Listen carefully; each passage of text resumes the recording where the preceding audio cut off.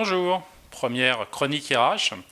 Je vous propose de parler du projet de loi El Khomri. Alors pourquoi? Parce que le 9 mars, on va savoir si finalement toute l'agitation qu'il y a sur les réseaux sociaux actuellement, en particulier avec les hashtags et nos amis youtubeurs, va se transformer en centaines de milliers de personnes dans les rues, puisqu'on a quand même 1 million de personnes qui ont signé la pétition, ou si ça va être un grand flop.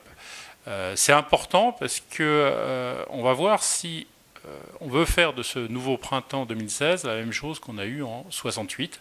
Et je pense que c'est bien l'intention de certains, et étrangement en particulier à gauche.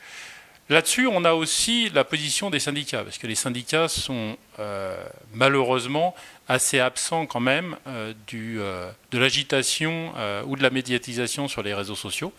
Ils essayent plus ou moins de capter une partie justement du nombre de personnes qui ont pu reprendre les fameux hashtags. Mais si on analyse les hashtags, et en particulier celui de « on vaut mieux que ça », on s'aperçoit que ça porte avant tout non pas sur la loi El Khomri, mais ça porte sur la difficulté actuellement de vivre un travail où on a moins d'autonomie, moins de sens, un lien social qui est cassé.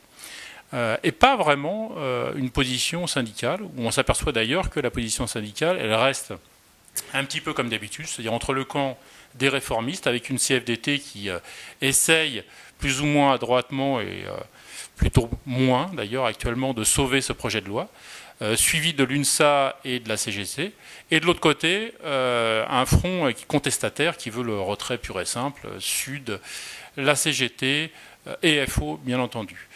Donc c'est le 9 mars qu'on va pouvoir constater s'il y a une adhésion, un suivi, et si pour une fois, à la fois public, internautes et syndicats se retrouvent ensemble pour porter le même message.